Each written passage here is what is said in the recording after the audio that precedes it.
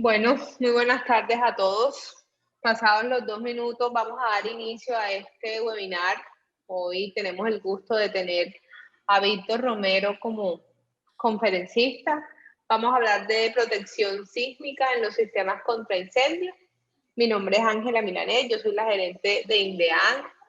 Nos dedicamos a todo lo que es formación y certificación para el sector de la construcción, en 3 grandes enfoques, lo que es instalaciones hidráulicas y sanitarias, todo el tema de protección contra incendio y estamos trabajando el tema de nuevas tecnologías, implementación BIM, formación y certificación BIM. Este tema lo hacemos directamente certificando con Autodesk. Veo caras conocidas y eso me alegra mucho. Alexander Castellanos, buenas tardes, un gusto verte, hace mucho tiempo que no te veía. Bueno, antes de empezar y darle el paso al ingeniero Víctor, quiero hablarles en ese proceso de formación y certificación que estamos haciendo constantemente ya hace más de 13 años. El próximo 15 y 16 de abril, María Mónica, si me ayudas, porfa, con la imagen. No tienen los micrófonos abiertos, apenas ingresamos, no tienen los micrófonos abiertos para que sepan esto con el fin de mantener pues el orden dentro de la sala. Quiero invitarlos, antes de empezar, les comentaba de una manera muy especial al segundo Congreso Internacional de Protección contra Incendios. Este congreso lo vamos a tener el 15 y 16 de abril. En el chat de Zoom les vamos a dejar el link para que por favor revisen toda la información, pero bueno, a grandes rasgos quiero comentarles que vamos a tener la participación del International Code Council, vamos a tener la participación de la NFPA, con los directores y pues las cabezas principales hablando de todo de cómo vamos en protección contra incendios, principalmente en normatividad. Vamos a tener un panel de apertura y un panel de cierre con conferencistas de toda Latinoamérica. Lo que nos permite este espacio, al ser virtual, es que podemos llegar a personas que seguramente presencial pues hubiese sido muy complicado tenerlas todas en un mismo escenario. Aquí les estamos asegurando que tenemos una agenda académica de lujo. Tenemos a Walter Grijalbo, Eduardo del Muro, María Celina González, Javier Sotelo por Colombia, Ángel Duque de España. Uno de nuestros patrocinadores oficiales es Vitao. Seguimos bajando. Vamos a tener toda la innovación de risers y zonas de control para protección contra incendio. Desde España también tenemos modelado y simulación computacional de incendios para el análisis de la seguridad contra incendios. Va a estar Mariano Lázaro Urrutia, él es ingeniero de la Universidad de Cantabria. Jaime Andrés García nos va a apoyar desde Colombia con escaleras y medios de evacuación. Fernando Escalante desde Estados Unidos con comisionamiento y aceptación de sistemas de protección contra incendio. Desde Argentina vamos a tener desde Argentina control de humo, método de cálculo para presurización de escaleras.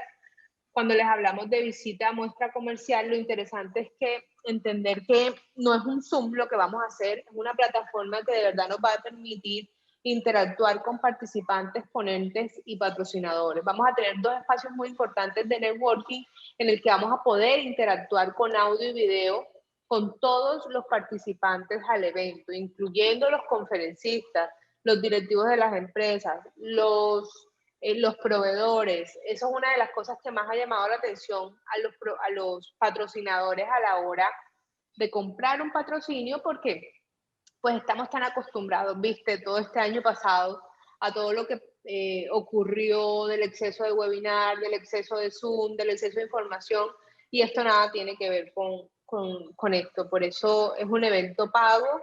Obviamente la matrícula es supremamente económica, con el fin de que todos podamos estar, pero definitivamente es un espacio de networking que nos va a permitir, al menos lo más cercano a lo que podemos hacer hoy, que sabemos que los eventos pues no están permitidos, pero sí es lo más cercano, porque vamos a poder ver a las personas, porque vamos a poder interactuar, y bueno, todo esto va a estar en una plataforma bien robusta. Vamos a tener también a Domenico Braca con todo lo que es roles y responsabilidades de las partes interesadas en instalación, pruebas y mantenimiento. Finalizamos este primer día con Judy Zakreski. Ella es la vicepresidenta de Servicios Globales también para el International Code Council y es el uso de la familia de soluciones integral que da el International Code Council para lograr la seguridad contra incendios. El segundo día vamos a tener, empezamos también con Jorge Armando Granados, Colombia. Él nos va a explicar todo lo que son los aspectos hidráulicos que no podemos omitir al realizar un diseño de protección contra incendios. Seguridad humana contra incendios en túneles, Antonio Yesid López. Para los que son de Colombia, pues saben que él estuvo trabajando en esto y todavía de hecho lo está haciendo y está cogiendo todo este tema mucho boom aquí en Colombia. Rodrigo Chihuazuque, quien hoy es presidente de APROCOF también, quien es participador activo de nosotros y docente de Indiana hace muchos años, con la visión latinoamericana en protección contra incendios. Vamos a hablar de BIM, de implementación BIM, vamos a hablar de todo lo que son los nuevos escenarios de protección contra incendio con BIM. Vamos a tener una conferencia también de nuestro patrocinador Oro, que Bosch también está, tenemos en este momento Vitaulic, Bosch, tenemos a General Supply Depot, tenemos a Reliable, tenemos a Good Group, a Siget Ingeniería desde Argentina, tenemos a Pipe Ingeniería también desde España.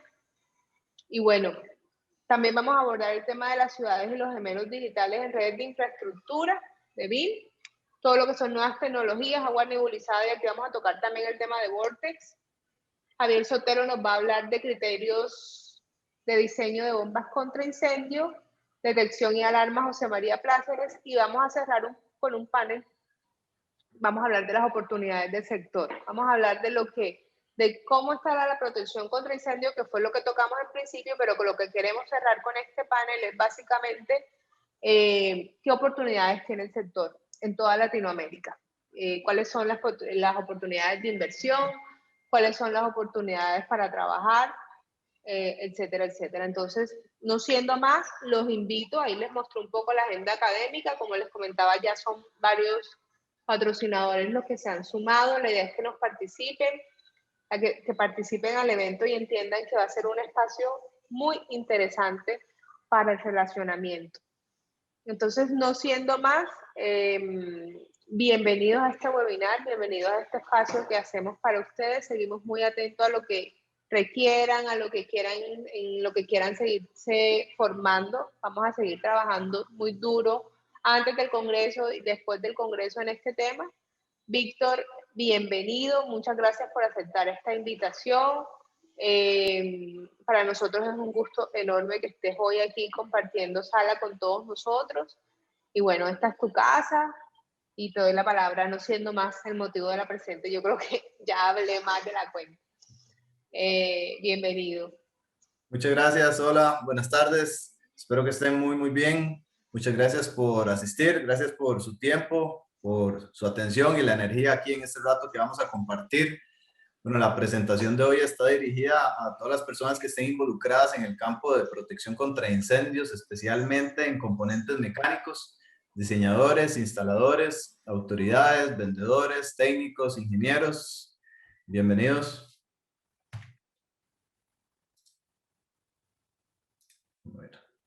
Ok. Bueno, si ustedes saben cómo proteger un sistema de tuberías en caso de sismo, se han preguntado si realmente pueden demostrar lo que han estado haciéndolo bien. Diseñamos los sistemas para un desempeño contra incendios, obviamente, para apagar fuegos, salvar vidas y proteger edificios, pero ¿cómo lo protegemos a él mismo del propio edificio también en caso de otro tipo de eventos como un terremoto? ¿Va a seguir funcionando? Bueno, para eso es que estamos aquí. Llevo varios años estudiando el tema de la protección sísmica también, del lado de la protección contra incendios. Mi interés Víctor, surgió porque, ¿sí? qué pena que te interrumpa, discúlpame, no estamos viendo la presentación. Ok, déjame ver.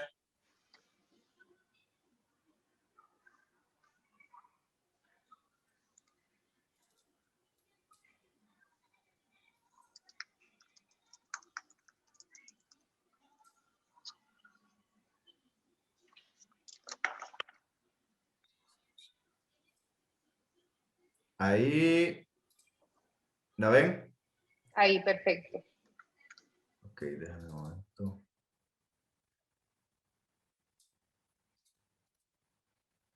Ok, como les decía, llevo varios años estudiando esto. Mi interés surgió porque me di cuenta que para muchas personas, muchos profesionales, hacían esto de la protección sísmica de forma machotera, decimos acá, o por default, digámoslo así, como algo muy simple que los arriostres, por ejemplo, se instalan cada 12 metros y cada 24 sin ningún cálculo ni nada, así listo y chao. Eh, entonces, ese tipo de cosas a mí me sorprendía mucho. Entonces, yo preguntaba que por qué, ¿verdad? Si saben cuál fue la respuesta que obtenía. Siempre me decían que las cosas se han hecho así y que así funcionan y por eso se siguen haciendo así. Eh, Acá en Costa Rica se adoptó la NFPA hace aproximadamente 15 años, se han estado cambiando las cosas. Sin embargo, en ese momento, cuando yo empecé con esos cuestionamientos, yo preguntaba, bueno, ¿y cuántos terremotos ha resistido esa tubería, ese sistema? ¿Y cuántos incendios ha apagado? ¿Estará listo para algo más? Obviamente no tuve ninguna respuesta convincente, entonces pues empecé a estudiar esto, empecé a aprender la forma responsable de hacerlo con investigación, con cursos de la NFPA, de diferentes fabricantes, conversando con otros colegas y bueno, la experiencia en el campo para esa instalación eh, me ha dado la posibilidad de hacer ese compendio también de forma conceptual. Lo que vamos a hablar aquí, la idea es acortar ese camino para ustedes eh, y sí lo vamos a hablar hoy de forma muy conceptual eh, y un poco normativa también. El tema es amplio. Déjame ver aquí. Vamos a avanzar. ¿Qué es un sismo? Bueno, yo no me quiero poner muy aburrido porque es obviamente que todos sabemos qué es un sismo. Un terremoto es la vibración de la tierra producida por liberación de energía, por deslizamiento de la corteza terrestre. Tiene localización, magnitud y profundidad. Se mide muchas veces en la escala de Richter. Hay otras escalas, otras unidades de medida un poco más científicas, por decirlo así, como la magnitud momento. Eh, Ambos son logarítmicos y eso quiere decir que su aumento en intensidad en cada punto es 10 veces mayor. La idea de esto es mostrarles que nosotros vamos a estar trabajando en escalas de Richter o en sismos percibidos acá. Normalmente en el mundo hay 300.000 sismos al año, es como un promedio de las estadísticas, y de esos 75 sismos son los que pueden ser dañinos. Esto de la escala no es aplicable directamente al cálculo, pero es una forma descriptiva de pasar esa información de numérica a lo que pasa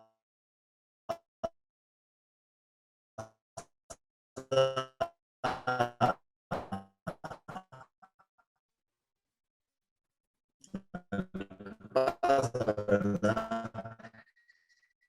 Eh,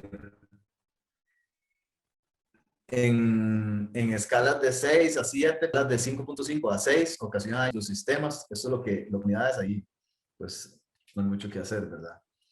¿Cuándo protegemos los sistemas en caso de un sismo? Bueno, yo les digo que a menos que ustedes vivan en estas zonas blancas, deberíamos decir siempre, ¿verdad? Ese es el mapa de sismicidad mundial y en la región, los que estamos acá conectados, andamos por todo esto. Una de las regiones sísmicas más fuertes, ¿verdad? Es un mapa sísmico de la región con alguna estadística. Eh, Vamos a ver, eso es una imagen de un día cualquiera en nuestros países, por ejemplo aquí en Costa Rica, un día cualquiera, la cantidad de sismos que se ven. Un día en Colombia, de hecho esto lo busqué, hoy lo recorté, ya lo tenía por ahí, hoy lo actualicé. Son los sismos del día de hoy. Ecuador, Venezuela, Bolivia, Perú, Bolivia no, Guatemala. Bueno, para esto se utiliza la NFPA 13. Estoy partiendo de que conocen la NFPA. NFPA en todas las normas de instalación hace referencia a NFPA 13 para lo que es la protección sísmica de los sistemas contra incendios. Son el capítulo 18, son 22 páginas que nos da las pautas a seguir en el tema de protección sísmica. Y se divide en dos grandes componentes. Uno es la flexibilidad y la otra la restricción del movimiento. Muchas veces los fabricantes nos venden fórmulas mágicas o software automáticos, igual hay para diseño. Sin embargo, yo creo que lo que hay que entender es conceptualmente cómo trabajan estos dos componentes para proteger un sistema de un sismo, ¿verdad? Y eso es lo que vamos a ver el día de hoy. Yo les hago la pregunta, ¿creen que funciona una sola norma para cualquier edificio en cualquier parte del mundo? Tenemos una sola norma, una sola ecuación que nos aplica para cualquier edificio, para edificios altos, edificios bajos, edificios de todo tipo. Entonces, edificios en Latinoamérica hay muchas plantas de un solo nivel, amplias, hay muchos edificios, tenemos construcciones de todo tipo, y nuestro territorio es muy variado, los suelos son muy distintos, y por eso vamos a ver un poco acá cómo se comportan los edificios dependiendo del terreno. Edificios altos son afectados principalmente por frecuencias de oscilación en los sismos bajas, es decir, con oscilaciones bajas. Si ustedes ven por acá el video, ese representa un edificio alto, son los más afectados en ese tipo de movimientos con frecuencias bajas. Y los edificios bajos son más afectados por frecuencias de oscilación o movimientos de mayor velocidad. Y aquí el señor lo que hace es explicar ese modelo con diferentes sismos que han causado bastante daño en la historia. ¿En qué momento o con qué tipo de oscilaciones llegan a sus frecuencias naturales a poder hacer destrucción? Entonces, como les decía, edificios bajos se pueden destruir con periodos de movimiento muy bajos, y edificios altos con frecuencias bajas. Entonces, lo mejor, bueno, un terreno duro, rocoso, va a transmitir vibraciones con altas velocidades, y un terreno suave va a transmitir esos movimientos con velocidades más bajas, por llamarlo así. Entonces, lo ideal sería construir al revés. Los edificios pequeños en las zonas con terrenos suaves, y los edificios grandes en zonas con terrenos más duros. Sin embargo, eso es muy complicado y no nos venimos a meter aquí en la parte estructural, ¿verdad? Simplemente lo que yo quiero llegar con esto es que los edificios se mueven de forma casi impredecible, y nosotros como sistema contra incendio nos tenemos que adaptar a ese movimiento impredecible. Y para eso nuestra aliada es la flexibilidad del sistema. ¿Cuál es el concepto acá? Vean, este representa un edificio. Acá, tengo que activar el puntero aquí. Acá el sismo el sismo inicia, se empieza a mover el edificio, y ya aquí digamos que es obviamente exagerado un sismo ocurriendo. Hay una diferencia o un desplazamiento ahí pequeño, diferencial entre pisos, no necesariamente son pisos adyacentes o seguidos, sino que puede ser entre 10 pisos. Ya hay una diferencia de movimiento importante, en inglés es story driven, compensa la flexibilidad del eje horizontal de nuestro sistema con la losa, por ejemplo, aquí en este dibujo. La parte horizontal se mueve con el edificio y la parte vertical permite ese movimiento. La tubería vertical se adapta y la parte horizontal se restringe. ¿Cómo se adapta? Con flexibilidad, con acoples flexibles. Entonces, un acople ranurado flexible nos permite deflexión, expansión y compresión. Vean acá el movimiento también.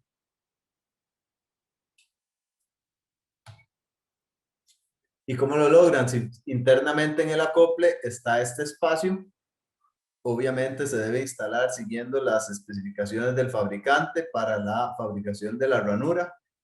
Realmente es algo sencillo, pero se debe seguir todas sus especificaciones para poder obtener los grados de movimiento que ellos determinan. Acá les quiero presentar algunas diferencias entre acoples ranurados. Bueno, el primero, ahí para que lo piensen, se los voy a ir comentando porque se nos complica aquí la participación. El primero es un acople ranurado flexible. El segundo es un acople ranurado rígido. El tercero, este de acá, piensen ustedes, es un acople ranurado rígido.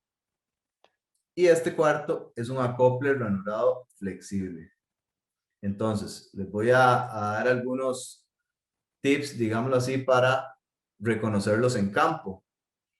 En una misma marca, podemos ver que los acoples ranurados flexibles son más robustos. Tienen los pernos con mayor diámetro, toda su carcasa se ve más robusta.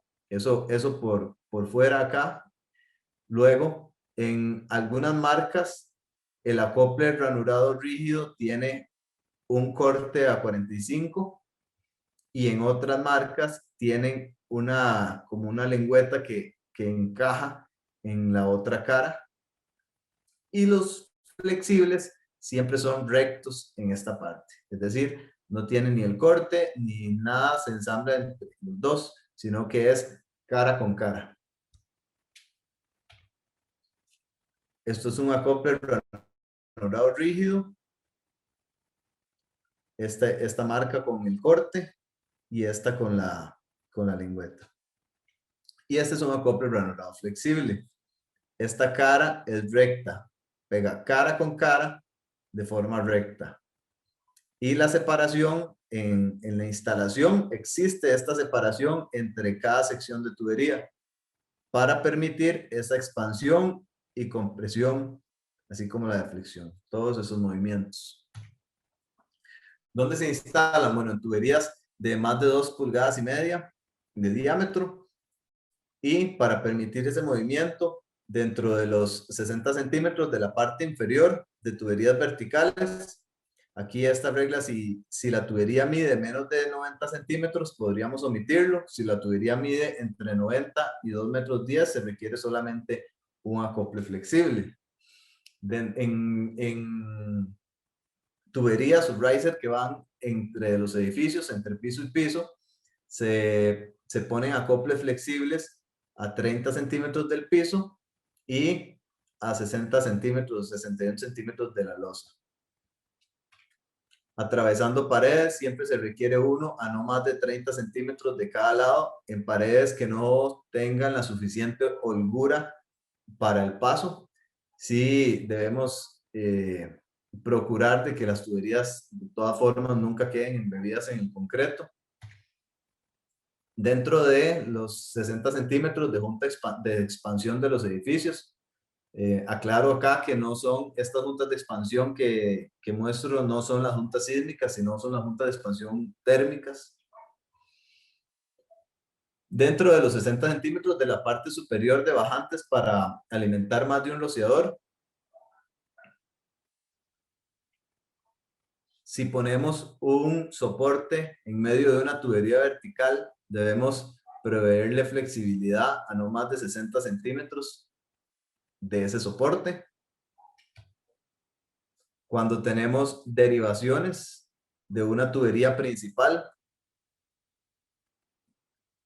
tenemos la derivación acá a 60 centímetros de la tubería principal. Y esos son algunos ejemplos de instalaciones donde podemos ver eso que estábamos comentando. Los acoples abajo, arriba, abajo, saliendo de la tierra.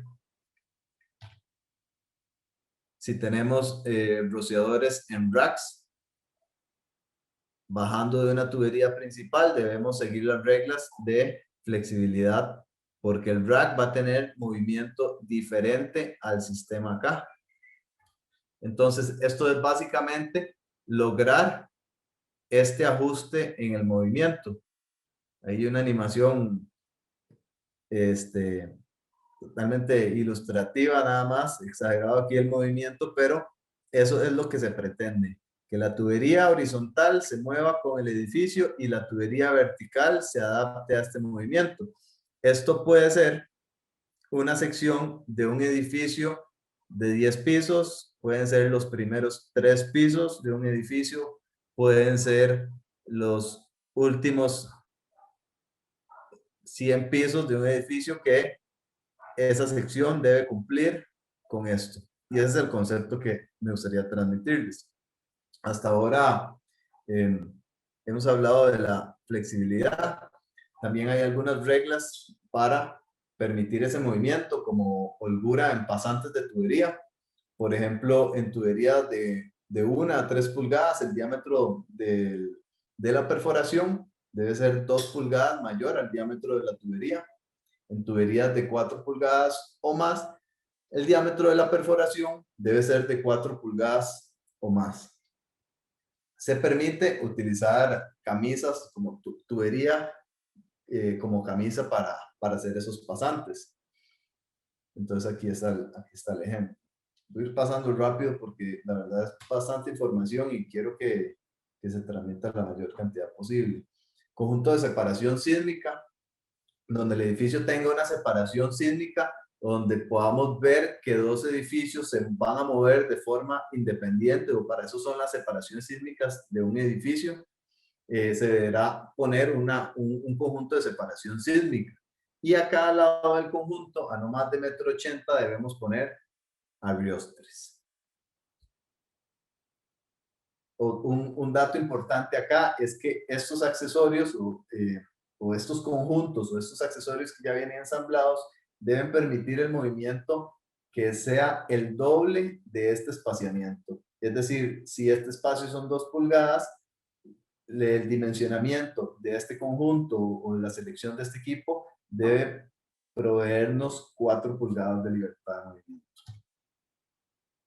Hay algunas formas también de calcular esto, que, bueno, no lo podemos ver acá el caso puntual. Sin embargo, todos estos nipples tienen dimensión y forma de seleccionarse y de diseñarse para permitir ese desplazamiento que les comentaba. Y se utiliza mucho la información propia del fabricante. Quiero mostrarles acá un video. Esto es una tubería de 4 pulgadas presurizada a 200 PSI, de cédula 40, y lo que hacen es simular un terremoto de 1994. Ese terremoto fue de 6.7 en la escala de Richter en San Fernando de Los Ángeles. Causó más de 70 muertos, miles de heridos, miles de millones de dólares en pérdidas. Y lo que quiero que observen acá es, bueno, primero ese conjunto, que es lo que están probando ellos acá, cómo permite ese movimiento.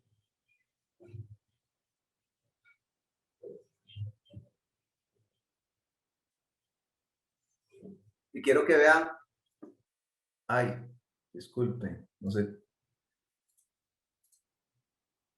Okay. Quiero que le pongan atención a este sector de tubería. Vean cómo se mueve esto. Ahí lo que están probando es esta parte, por eso aquí no tenemos arriostres. Entonces, imagínense ahí otros componentes del edificio, aires acondicionados, el propio sistema, los rociadores, sus propios componentes, válvulas golpeándose contra las paredes, la parte eléctrica, iluminación. ¿Vieron cómo se mueve esa tubería? Eso es parte de lo que debemos prevenir también. Eso es un conjunto de separación sísmica que venden ya listo y, como les decía, se selecciona para el doble, para libertad de movimiento del doble de la separación que estamos cubriendo.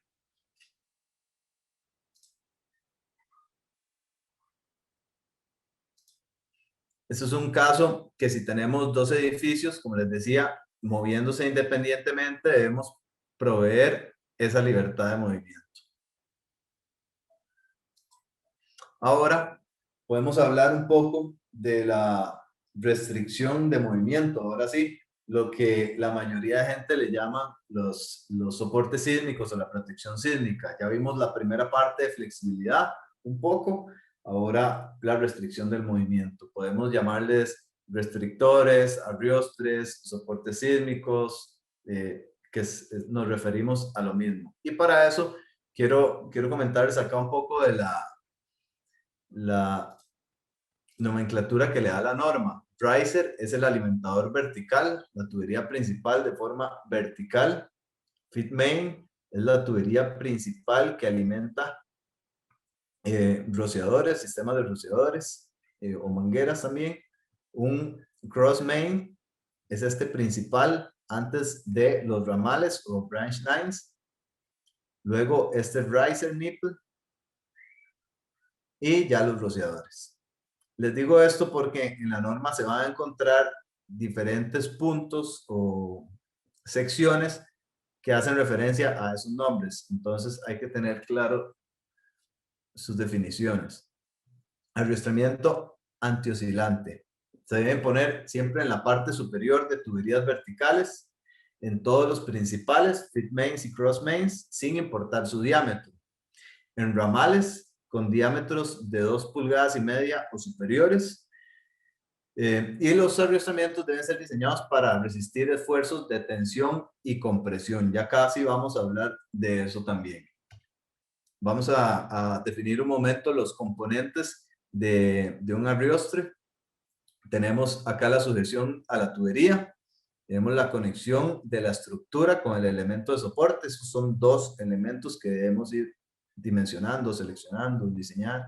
El elemento de soporte y la conexión del elemento de soporte con la tubería de servicio. Algo aquí importante de mencionar es que todos estos elementos, la norma los pide listados, menos el elemento de soporte. Lo usual, como en esta imagen, es utilizar tubería de 1 pulgada, cédula 40, hierro negro. Sin embargo, hay otras formas, otros elementos que se podrían utilizar también. Les decía, bueno, se puede utilizar también cable.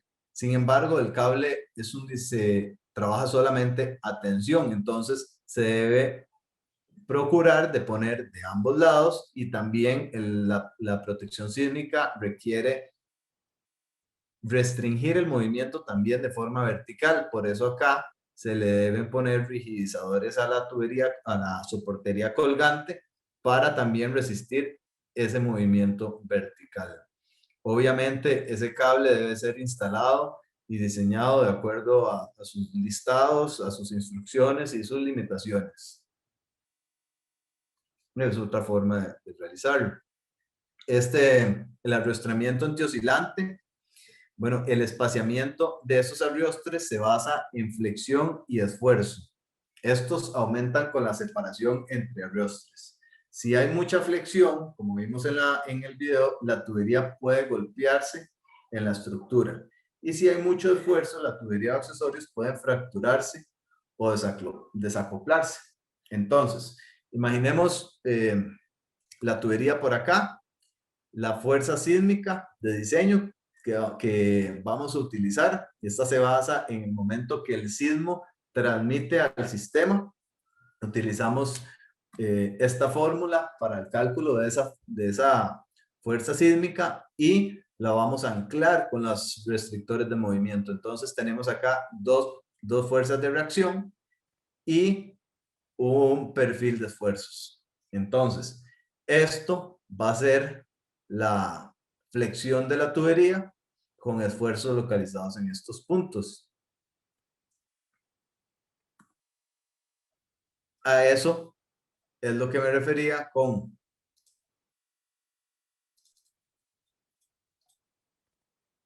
que si hay mucha flexión, la tubería podría golpearse. Si hay mucho esfuerzo, la tubería puede fracturarse. Entonces, estos aumentan con la separación entre arriostres. Mientras yo más separación tenga acá, mi tubería va a tener que soportar la flexión y el esfuerzo. Vea que no estamos hablando de los accesorios de arriostramiento, no estamos hablando de estos, estamos hablando de los esfuerzos y la flexión en la tubería del sistema con agua. Pasamos ahora sí a los arriostres laterales. Siempre se debe instalar uno a no más de 1,80 m del final de la tubería, espaciados máximo cada 12 metros de recorrido de tubería. Es decir, en cada curva, cada codo, vamos sumando los 12 metros máximo.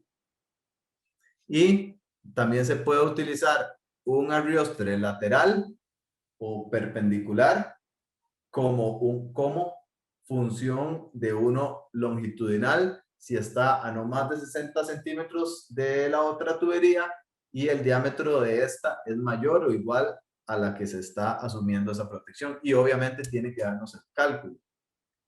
Aquí, algo importante también, que no es aceptable que ese arriostre esté torcido acá. Eso es como una vista en planta, esta parte. El arriostre debe ser perpendicular totalmente y la sujeción a la tubería debe estar firmemente en todo su diámetro en contacto, como acá. Y les digo algo, se pueden omitir arriostres laterales. Sí se pueden omitir. Si la tubería está soportada a menos de 6 pulgadas, en al menos el 75% de los soportes, se puede. Y otra cosa, si el coeficiente sísmico pasa de 0.5, no, ya ahí se nos cae esta regla. Entonces, también los feed mains no deben ser mayores a 6 pulgadas y los coil main de 4 pulgadas. Y no se deben omitir soportes colgantes, aunque otro punto de la norma lo permita. Sinceramente, yo este punto de la norma no lo he utilizado, no me la juego a decir que mejor si todo esto cumple no pongamos, porque en planos podrían pasar cosas en la instalación de lo que uno hace en planos, o en la instalación pueden ser cosas diferentes a lo que está en planos. Entonces es algo que mejor se guarda por aquí si hay un caso puntual donde se puede aprovechar. Sin embargo, no es usual. Lo mejor es ponerlo siempre. Arriostres longitudinales. Todos los principales deben llevar sus arriostres longitudinales sin importar su diámetro. Siempre instalar uno a no más de 12 metros del final de la tubería, máximo cada 24 metros de recorrido. Y la misma regla con los laterales, que si está a 60 centímetros, puede funcionar con las dos funciones, ¿verdad? Entramos de 3.7 metros o más, se deben prever arriostres longitudinales y laterales. Si es de menos de esos 3.7, pues va sumando con ese recorrido. Si es de más, se cuenta como un pedazo de tubería independiente. ¿Y se pueden omitir arriostres longitudinales? No. Los longitudinales no se pueden omitir. Arriostres en tuberías verticales son los que se llaman 4 vías. Van en el extremo superior de las tuberías a 90 centímetros del final y espaciados cada máximo 7.6 metros. Si aquí un punto también importante es que si atraviesa varios pisos en un edificio, no es necesario proveer arriostres en todos los pisos mientras se cumplan los espacios libres. Esa es la vista en corte de cómo se debe ver un 4 vías. Acá es importante también mencionar que si ven acá, son dos accesorios de sujeción de la tubería al soporte. Este a esta y este otro a esta. Si utilizamos algunos accesorios que existen en el mercado para soportar con los dos elementos de soporte un solo elemento de sujeción, tenemos que estar seguros de que ese accesorio que une los dos elementos de soporte también nos va a aguantar las cargas sísmicas. ¿Cómo se representan los arriostres en un plano? Con estos símbolos, flechas y debidamente identificados. Identificados en su tipo, por ejemplo. Aquí vemos este planito, estos son del tipo S1, S1, estos son del tipo S2, estos son del tipo S3 y estos son del tipo S4. Entonces, cada uno tiene su diseño y en el proyecto y se distribuyen de acuerdo a esa forma. El del riser se llama también R, no lo veo ahí. SR se llama, ya lo vi. Aquí voy a comentarles de esta parte también de niples verticales para alimentación de ramales. ¿Se acuerdan los que vimos? Está la tubería que alimenta ramales. Ese pedacito de tubería hacia los ramales a veces es de cuidado y ya vamos a ver en qué casos.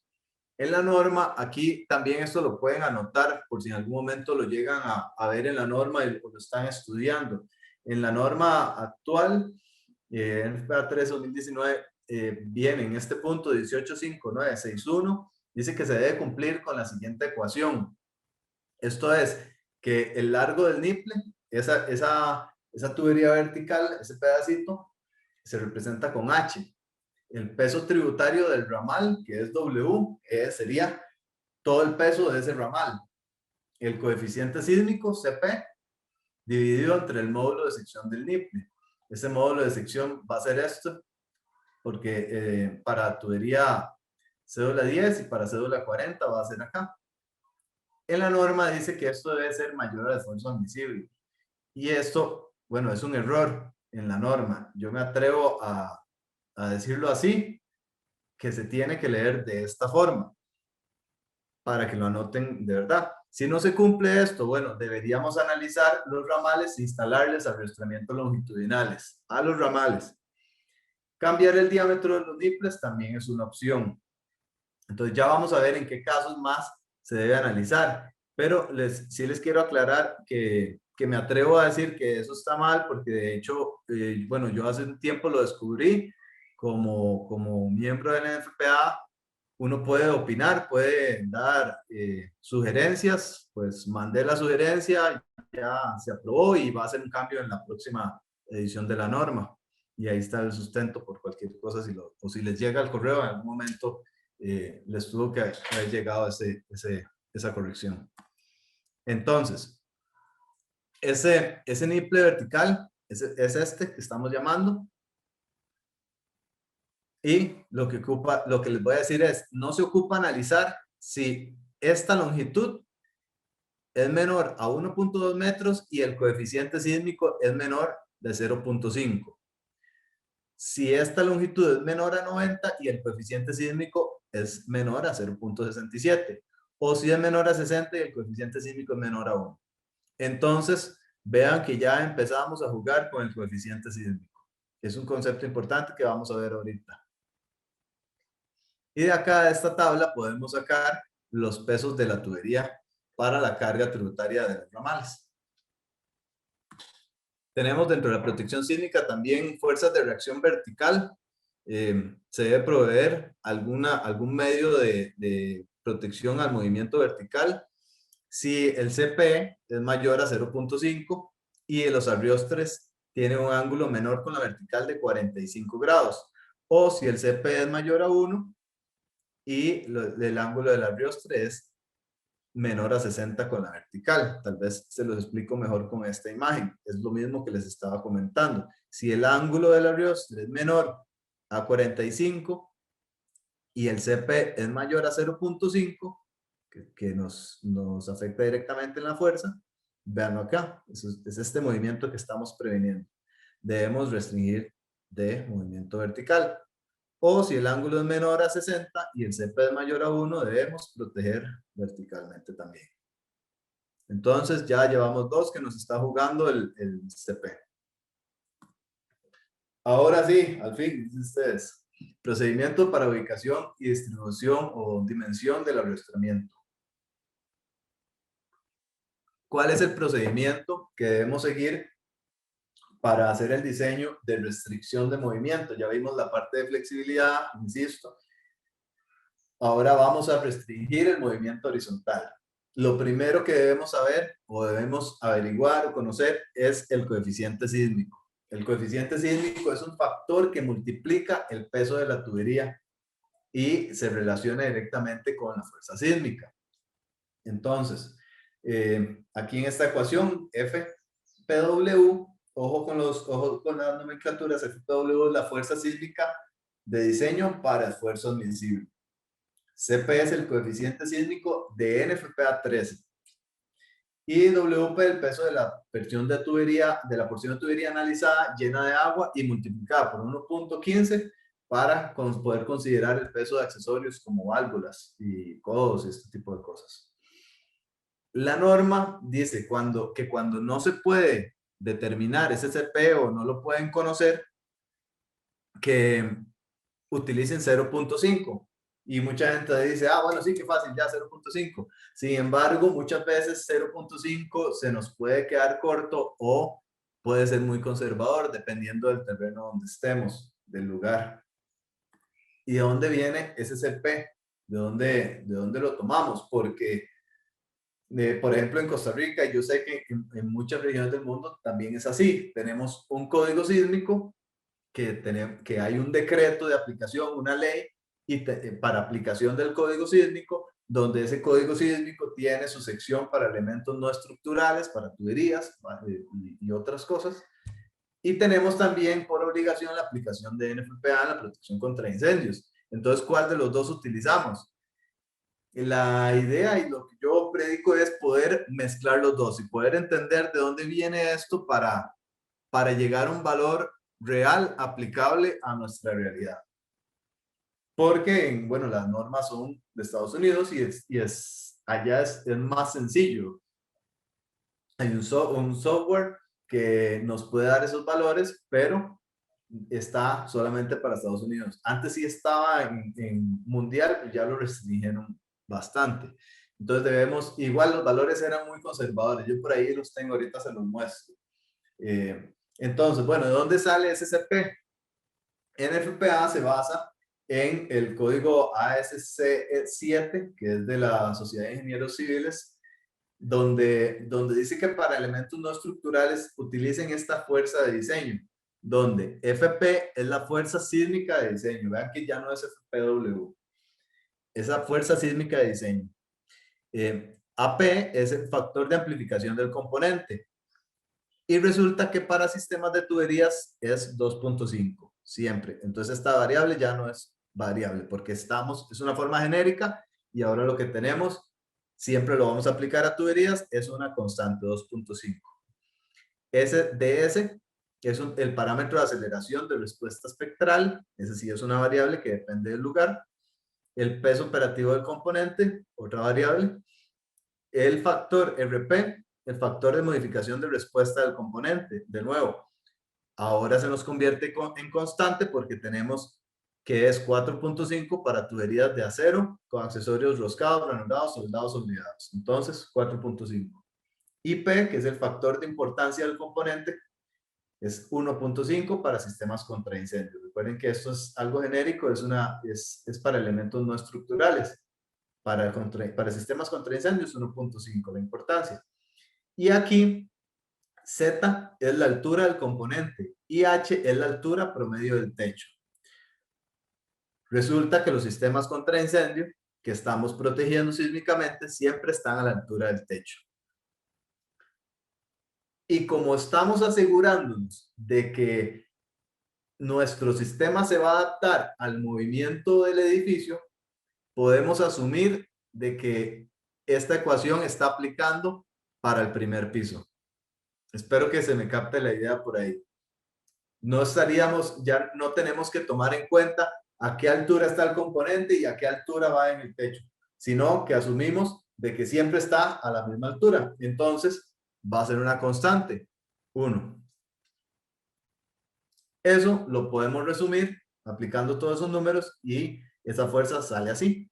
La fuerza de diseño es SDS por WP. NFPA 13, por su lado, no trabaja con el esfuerzo máximo. Trabaja con el esfuerzo admisible y le aplica un factor de seguridad del 70%.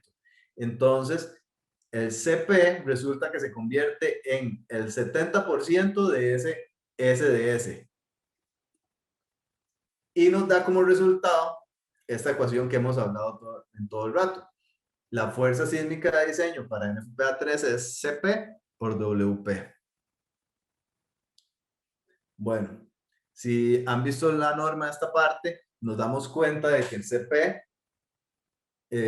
pues lo que les decía, es 0.7 SDS y las tablas de protección sísmica para determinar ese CP en el NFPA 13 tienen como valor de entrada un S sub S y no SDS. Entonces ya nos complica un poco más, porque ese factor depende de un factor de amplificación que se basa en el terreno y la intensidad del sismo esperado para determinar ese valor. Entonces, ¿de dónde sacamos ese SDS? Bueno, S sub S es una medida de la intensidad de la sacudida sísmica que considera el tipo de suelo donde está ubicado el edificio. Y en Estados Unidos lo obtienen de un mapa de riesgo sísmico. Y listo. Por eso en la norma aparece nada más así.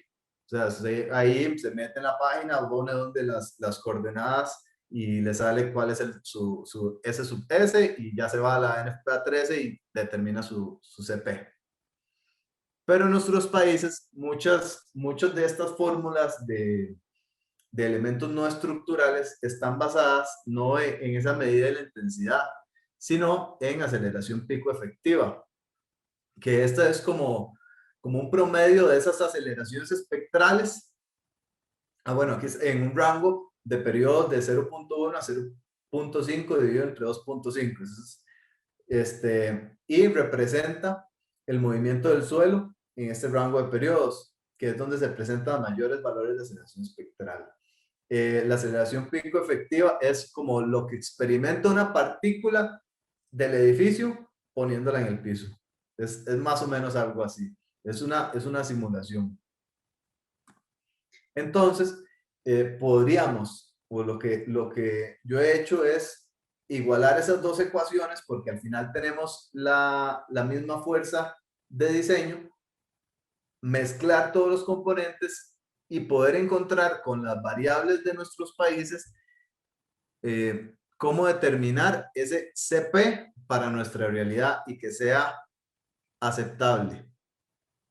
Por ejemplo, acá en Costa Rica tenemos para diferentes tipos de suelo, diferentes zonas definidas y tenemos aquí la aceleración pico efectiva. Entonces ya tenemos acá una fórmula para relacionar ese CP a una aceleración pico efectiva que nos da un valor de CP para poder hacer esa mezcla entre los dos códigos.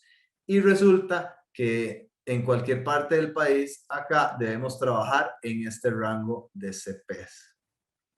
Cuando era permitido el uso, o cuando estaba ese mapa de riesgos sísmicos americanos, yo tuve la oportunidad de meterme, de verlo cuando antes funcionaba, daba un S sub S de 2.81, lo que nos creaba un CP de 1.3 y era exagerado. Otras normas nos dan CPs altos, también 1.37. FM, por ejemplo, nos da una zona de 50 años acá en Costa Rica, que nos da un CP de 0.90. Vean, Colombia anda por 0.65 FM, ¿verdad? Entonces, si no confiamos en los números que estamos realizando y vamos a utilizar algo más conservador, porque en este momento, tal vez de la presentación que ya me ha pasado, me dicen, hey, no, mejor utilizamos un valor de CP alto y yo estoy tranquilo con eso. Y no es tan cierto, porque entonces se nos complica el proyecto también en costos, en cantidad de equipos, instalación, el diseño. Entonces, tampoco es así como que más fácil 0.9 y listo, más fácil tal, sino que lo ideal es aplicar a la realidad con los valores que tenemos, que ya han sido probados, porque con esos también están diseñados los propios edificios donde está el sistema.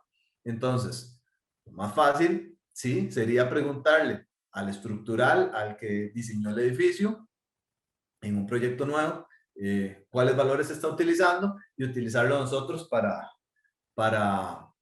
nuestro diseño, ¿verdad? Entonces, ¿en qué más interviene SCP? Pues ya lo hablamos de cuando no queremos instalar soportes laterales, para la determinación de ese niple vertical,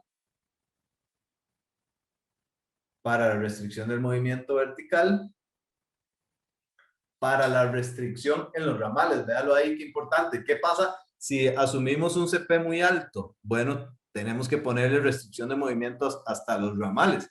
Esto es una restricción de movimiento menor, por llamarlo de esa forma. No es un soporte, un arrastramiento sísmico como tal, sino es una restricción de movimiento menor.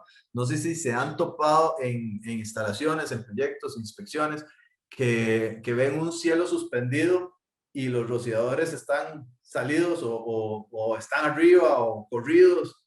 Eso es que los ramales no tienen restricción de movimiento. Entonces, con cualquier movimiento se empiezan a correr y no necesariamente sísmicos. Alguien lo mueve un poco y ya se corre todo.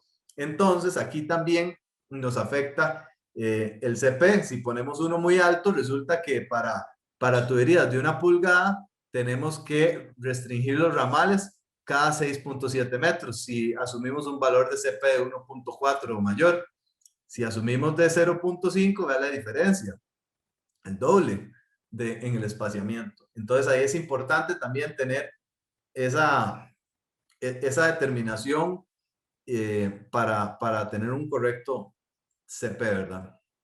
Si el CP es mayor a 0.5, no se permite anclajes o de soportes por detonación. Esto es la verdad, yo no los he usado, se usan muy poco acá, pero si tenemos un CP alto no podríamos utilizarlo. Si en soportes verticales a piso, si es de más de 1,20 m de alto y el CP es de más de 0.5, tienen que tener una memoria de cálculo. Que ahí, bueno, me gustaría poder ampliar el tema, que lo podríamos hacer. Ya he hecho cálculos de esto, donde analizamos la soldadura, la relación de esbeltez como una columna para ver si este tipo de soportes pasan esa prueba o por lo menos dimensionarlos con un criterio. Entonces un ingeniero tiene que certificarlo. Entonces no es así nomás la determinación del CP. De nuevo, me extendí un poco con esa parte del CP porque es bastante importante, es como el corazón de ese diseño, de la cantidad de fuerza que se le vamos a aplicar al sistema. En el procedimiento, de nuevo, lo primero que tenemos que hacer es determinar ese coeficiente sísmico. Después, el segundo punto es que basándose en la distancia de la tubería, que está la tubería a la estructura donde va a estar soportada, seleccionamos de las tablas, ya les voy a enseñar cuáles, la forma y el tamaño del arriostre. Estas tablas, ahí están, 18.5, 11.8A. Entonces, por ejemplo, decimos, ok, vamos a utilizar, vean que se puede utilizar tubería cédula 40 de 1 pulgada, 1 1/4, 1 1/2, 2 pulgadas, y ya más de 2 sería una exageración. De hecho, 2 es bastante. Se pueden utilizar perfiles angulares, varillas roscadas en toda su longitud o en los extremos, y pletinas también. Estos son los que nos permite la norma. Igual el canal Strut se puede utilizar porque tienen estas tablas los fabricantes con una relación de esbeltez ya definida. ¿Qué es la relación de esbeltez?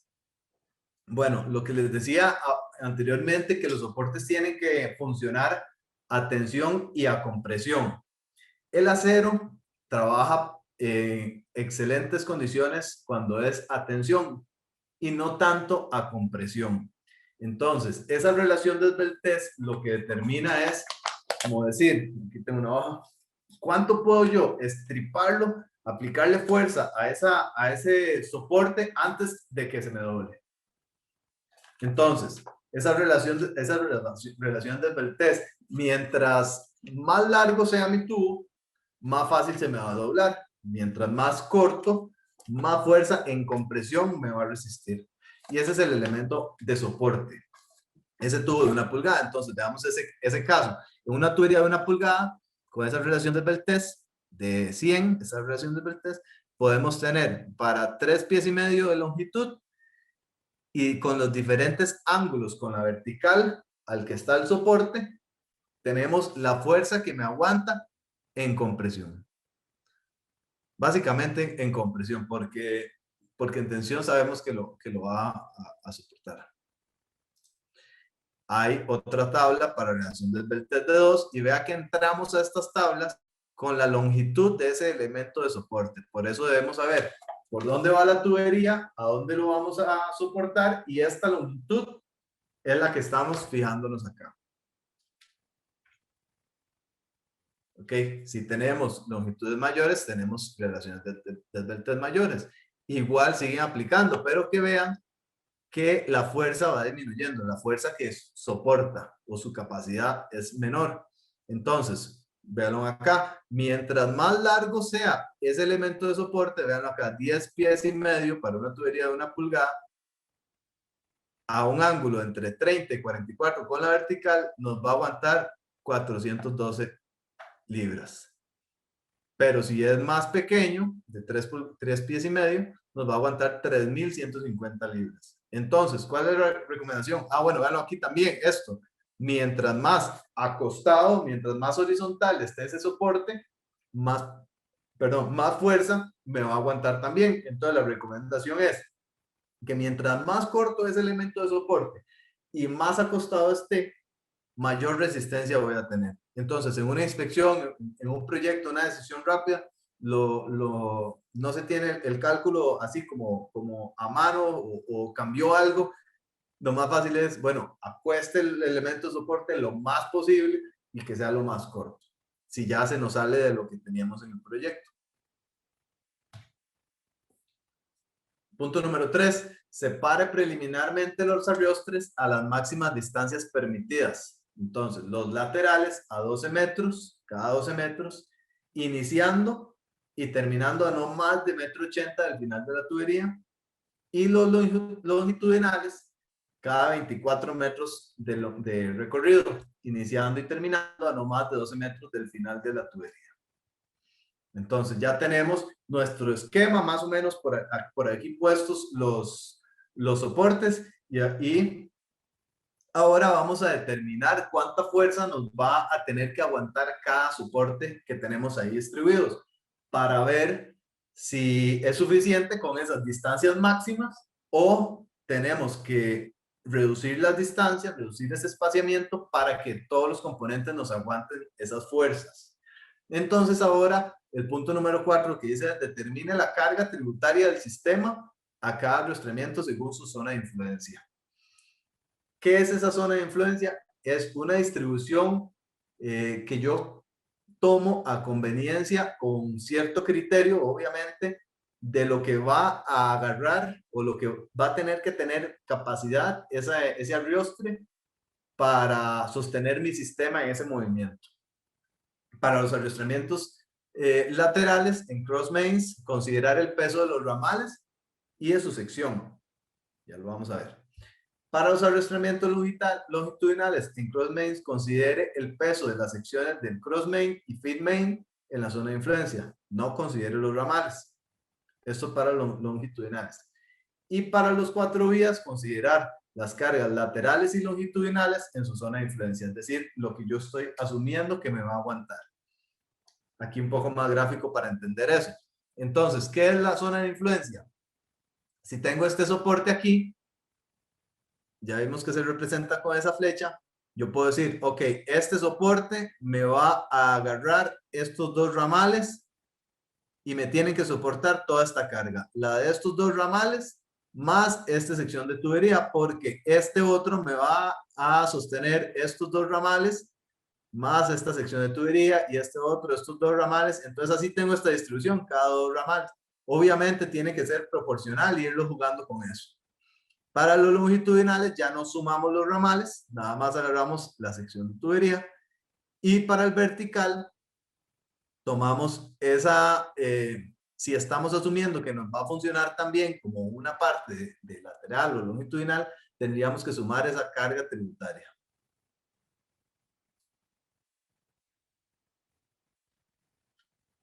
Ok, ahora con esto lo que quiero que vean es, recuerdan lo de la flexión y los esfuerzos. Ya llegamos a esa parte donde aplican esos conceptos. Entonces, en estas tablas vamos a comparar lo que es para una tubería cédula 10 y una tubería cédula 40 jugando con esas fuerzas y las zonas de influencia. Entonces, para que no pase eso, para que me aguante esos esfuerzos, una tubería cédula 10 me tiene que soportar máximo o le tengo que asumir máximo 769 libras para cédula 10. ¿Verdad? Una tubería de 4 pulgadas con arriostres separados cada 40 pies. Vean la importancia de la diferencia en la sección de tubería. Para una tubería con las mismas condiciones, 4 pulgadas, soportes laterales cada 40 pies, cédula 40 me va a aguantar 1400 libras, casi el doble. Entonces, si no dan los cálculos aquí, ¿qué podemos hacer? O separarlos menos. Vean que si los separamos menos van soportando más carga. O modificar la cédula o modificar el diámetro. Es un proceso iterativo. Ya vemos por aquí entonces que el sistema no termina con el cálculo hidráulico. Ya debemos iterar también esta parte de soportería. Eso es lo que les mencionaba.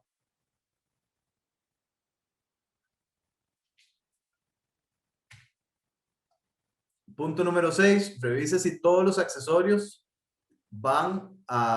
si los accesorios de anclaje a la estructura van a soportar esas cargas. Entonces, ¿qué debemos hacer? Bueno, que este accesorio nos soporte la fuerza que necesitamos, que este también, que este ya lo revisamos, que este y que esto nos aguante, todos nos aguanten la fuerza que estamos diseñando. Entonces, una cadena es tan fuerte como su eslabón más débil.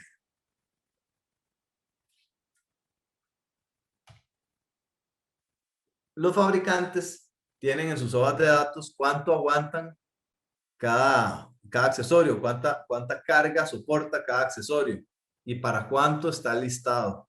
Entonces, por ejemplo, si la tubería es de 4 pulgadas y yo tengo este accesorio, puedo ver, esto es la ficha técnica del fabricante, puedo ver que me soporta 110 libras. Entonces, el primer cálculo que hicimos del elemento de soporte casi que era que no juega mucho aquí dependiendo del accesorio que yo elija, porque podría aguantarme 4000 libras, sin embargo este me aguanta 110, entonces es muy diferente la capacidad y yo debería orientarme más a lo que me puede fallar primero, que serían estos accesorios. No sé si me voy a entender por ahí. O puede resultar que esto sea muy poco en este momento, entonces me voy a otro con que me soporte mayor carga. Ya, por ejemplo, este de 160 libras.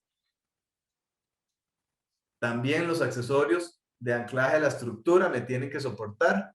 Estábamos jugando con el de 4, con la tubería de 4 pulgadas. Vean este aguanta más, 2015 libras. Y cuando el fabricante no da, como en este caso, no da el valor para el ángulo que estamos utilizando, entonces la norma nos dice nos da una corrección para esos ángulos, que si es de 30 a 44 grados con la vertical, divida ese valor listado entre 2. Entonces ese valor listado, si tenemos estos ángulos, lo dividimos, corregimos esos valores. Otros tipos de accesorios que podemos ir revisando. Y por último, el anclaje ya, bueno, vamos a ver el caso de una estructura metálica. Ya el anclaje ya a la estructura, una cercha, una viga. Entonces, es más fácil, se determina la capacidad de carga de acuerdo a la orientación entre la estructura y el rozamiento, sea perpendicular o paralelo. Esto, dependiendo de la forma en que está anclada nuestra tubería y está soportada, le vamos a dar un nombre. Vean que esta es A para de 30 a 44 grados con esta orientación del perno. Pero lo que les iba a decir es que para estructuras metálicas sí es más fácil. Si es un perno pasante, hay una tablita que podemos utilizar que nos dice cuánto aguanta un perno si es pasante en una tubería, en una estructura, dependiendo de la orientación. A, B, C, D, dependiendo de esa configuración que veíamos aquí. También podríamos no utilizar pernos pasantes, sino sujeción a la estructura con algunos accesorios que lo que hacen es prensarse a la estructura y dar soporte. Entonces los fabricantes también nos dan el valor de diseño. Todo eso es lo que nos pide la norma para ir llenando esta hoja de información. La información del proyecto, la información del elemento de soporte, qué longitud elegimos, qué diámetro, qué tipo de elemento de soporte, qué ángulo, qué radio de giro, qué relación de esbeltez y la máxima carga que nos soporta. La orientación del soporte con una definición con su letra, el tipo y las características, el diámetro, la longitud y la carga máxima que me va a aguantar ese soporte o ese anclaje a la estructura, los elementos de soporte, tanto a la tubería, al elemento de soporte como tal y a la estructura, toda la información, marca, modelo y la carga que me soporta, un detalle de instalación, el tipo de arriostre que vimos en el plano está identificado, si es lateral, longitudinal o 4 vías, el factor CP, los datos que estamos involucrando como peso tributario para ese arriostre, el 15% de accesorios y el total de la fuerza. Y acá por último, si es aceptable para la carga de deflexión y esfuerzos que vimos anteriormente. Entonces, con todos estos pasos, lo que hicimos fue un repaso de cómo llenar esta hoja a mano. Igual, como les decía, me encantaría poder hacer ejemplos, hacer un caso práctico, pero por tiempo no lo podríamos hacer. Sin embargo, si están interesados en un curso, que lo he hablado con los compañeros, que podríamos desarrollar un curso para hacer esta presentación mucho más extensa, más a profundidad, con casos prácticos, con ejemplos, con ejemplos a mano y después el uso de software, porque hay varios fabricantes que tienen software para esto y cómo entender lo que estamos haciendo, no solamente llenar los pasos en un software y que nos dé todo en verde y listo, sino poder entenderlo para tomar decisiones en el diseño y en el campo, en la inspección, cuando estamos instalando. Entonces, los software nos presentan la información igual de la misma forma, porque es como la norma nos lo pide. Y lo importante es conocer su trasfondo, ¿verdad? Su lógica.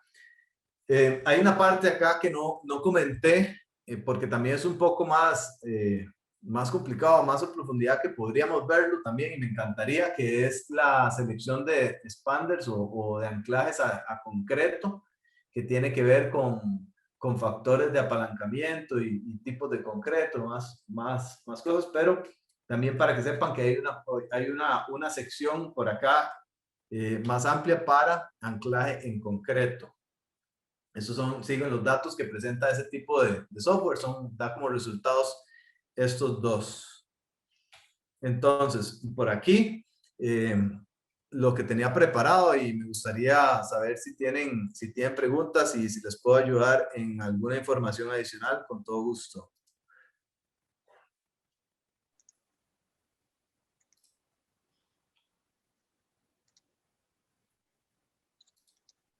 Bueno.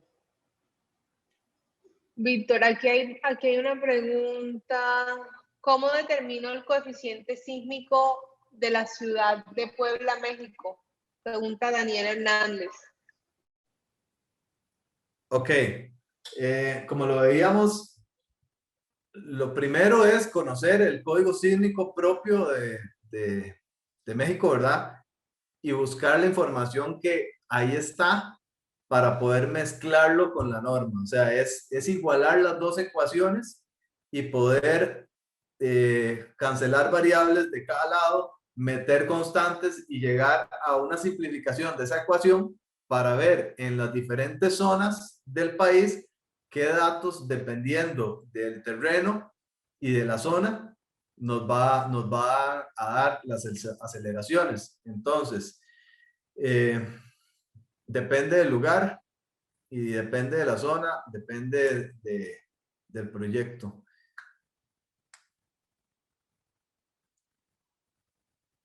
Voy a ver. Bueno, es cierto que no es aceptable usar sistemas de fijación con pólvora, tampoco los anclajes de expansión. Ok, si es aceptable con pólvora, ya lo vimos, para coeficientes menores a 0.5. Entonces, si tenemos certeza de que donde estamos en el proyecto el coeficiente sísmico es menor a 0.5, podríamos utilizarlo. Y lo otro, perdón, eran dos preguntas. No, él dice, es cierto que no es aceptable usar sistemas de fijación con pólvora, tampoco los anclajes de expansión. Ok, y los anclajes de expansión entiendo que son para los de concreto. Los expanders de cuña sí son permitidos. Es que tal vez por la nomenclatura, los que son permitidos son anclajes de cuña para los soportes sísmicos, y lo que se mide es, dependiendo igual de la orientación que tengamos en nuestro soporte, en nuestro arriostre, debemos calcular ir en esa cadena que todos los componentes tienen que soportar esa fuerza hasta llegar a ese perno de anclaje. Ese perno de anclaje tiene cierta profundidad que debe cumplir en el concreto, y depende también de la calidad del concreto o la capacidad que tenga el concreto, el tipo de concreto, ¿verdad? Entonces, esos pernos son pernos de anclaje. Ya voy a buscarles tal vez una imagen del tipo de pernos de anclaje que se utilizan en esto.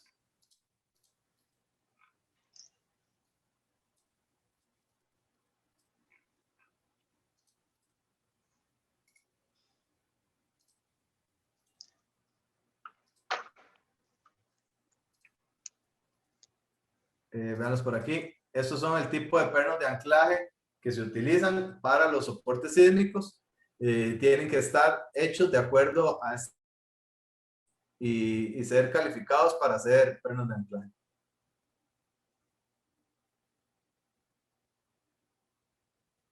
Ok. Mauricio Icatao nos pregunta, ¿los distanciamientos que indica la norma de 12 y 24 metros pueden ser de mayor longitud si se sustenta con algún cálculo? No, si lo que estamos aplicando es la NFPA 13. O sea, si estamos diseñando con NFPA 13, esos son las distancias máximas que la norma nos permite. Entonces, si ya es otro componente mecánico, si no es un sistema contra incendio, ya ahí sí podríamos sustentarlo y aplicarlo. Sin embargo, en protección contra incendios, dentro de la NFPA, las separaciones máximas son 12 y 24. Eso, para tuberías principales, para redes horizontales de gabinetes y mangueras, sí es frecuente que dé esas distancias en longitudes cuando es la tubería sola, cuando son diámetros grandes, sí nos pueden dar esos valores y se podría sustentar hasta más. Sin embargo, la norma nos limita ahí. Cuando ya hay ramales y más accesorios, sí pasa más que los soportes van más reducidos. También depende de todos los factores que hemos conversado. Ok. Daniel nos pregunta, ¿qué software de cálculo sísmico nos recomiendas? Ok, Tolco, la fábrica, vea, los fabricantes todos tienen un software para cálculos de ellos, ¿verdad? Entonces, Tolco, por ejemplo, tiene uno que se llama TollBrace, Erico tiene uno, la gente de Lucenco que tiene cable tiene otro. Entonces, dependiendo de lo que le quede más cómodo del fabricante que más utilice, puede buscar información en ellos, a ver cuál es el software que recomiendan, porque de una vez tienen todos los valores cargados para otro tipo de cálculos internos, digamos, de esta parte de anclajes en concreto, que es un poquillo más complicada, la tienen ya metida en su base de datos, también tienen metida para cada elemento cuánta carga soportan y nos va a dar estos valores, nos los va a dar mucho más fácil, nos los va a dar la facilidad de seleccionar en sus propias tablas. Entonces, depende del fabricante que más utilice y podrían explorar por ahí.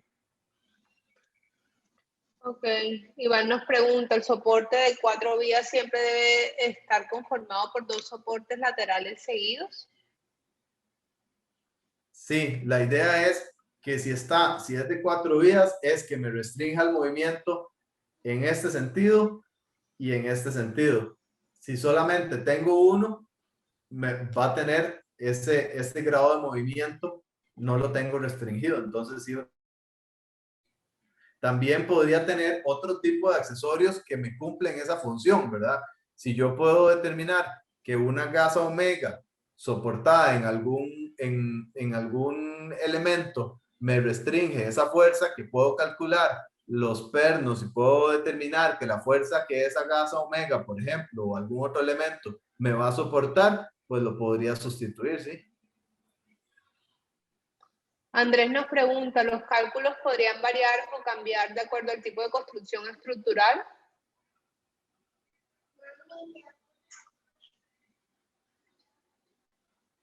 Los cálculos dependen del lugar de construcción, el terreno y la zona, ¿verdad? Como vimos, la fuerza sísmica se basa en esos parámetros. ¿Dónde está el proyecto? Y asumimos que la estructura, independientemente de su altura o su longitud, se va a adaptar. O sea, el sistema contra incendios se va a adaptar al movimiento para poder cumplir con todos los requisitos.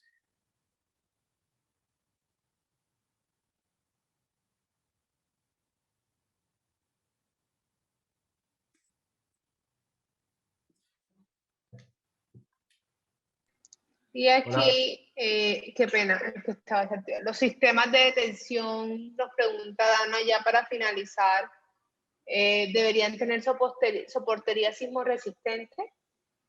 Los sistemas de detección. Sí, Pues, los okay. sistemas de detección.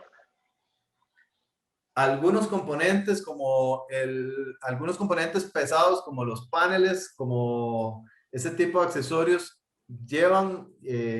tienen pruebas sísmicas, su anclaje sí tiene que estar de acuerdo a un diseño sísmico también. Las tuberías y cableado, no es usual hacerle un cálculo porque son elementos bastante livianos comparados con todos los demás sistemas en el edificio. Sin embargo, accesorios pesados como gabinetes de baterías, gabinetes o paneles de control, eso sí tienen una forma de fijarlos que nos soporten esas cargas, porque tienen su peso. Entonces igual, también depende de cada código local, ¿verdad? Ok. Dice Francisco, este tipo de soportería antisísmica es aplicable solo cuando instalamos redes de tubería con conexiones ranuradas, me imagino que dice, o se pueden aplicar para tuberías soldadas, muy utilizadas en instalaciones petroleras. Sí, también en instalaciones ranuradas, roscadas, bridadas, soldadas, aplican la misma restricción sísmica. En instalaciones petroleras se usan eh, tuberías de otras normas para la tubería de hierro negro, tal vez tuberías un poco más flexibles que nos aguanten más movimiento de flexión con mayores esfuerzos. Sin embargo, sí se debe aplicar toda esta parte normativa a cualquier sistema que esté conforme a NFPA. Entonces sí, aunque sea soldado, le debemos proveer sus métodos de protección sísmica. Ok, Víctor, muchísimas gracias. Aquí en el chat ya no hay más preguntas. Sí hay muchas personas interesadas en el curso. Entonces, bueno, nuevamente los invito al Congreso y después del Congreso estaríamos programando el curso, les estaremos informando fechas. Lo que sí les agradecemos es que por favor los que estén interesados, ya muchos nos dejaron el correo electrónico. Importante que nos dejen el correo electrónico para avisarles con tiempo. Ingeniero Víctor, un placer. Muchas gracias por compartir todos esos conocimientos. Aquí en el chat hay mucha gente agradecida, que quedaron muy contentos con la presentación. Excelente charla, muchas gracias. Y bueno, incluso piden segunda parte. ¿Cuándo van a hacer el curso? Bueno, y bueno, básicamente todos dan muchas gracias por la charla. Con todo A gusto. usted, muchísimas gracias. La intención de compartir un rato acá. Igual quedan mis datos de contacto ahí en la pantalla por cualquier cosa que les pueda colaborar. Y estamos en contacto. Nos veremos pronto entonces en ese curso. A mí también me interesa compartir y profundizar un poco más en esto para poder hacerlo bien y responsablemente. Es un tema importante. Listo, ingeniero. Así será. Con el favor de Dios. Muchísimas gracias a usted y a todos los que nos acompañaron. Feliz noche para todos y feliz descanso. Gracias. Hasta luego. Hasta luego.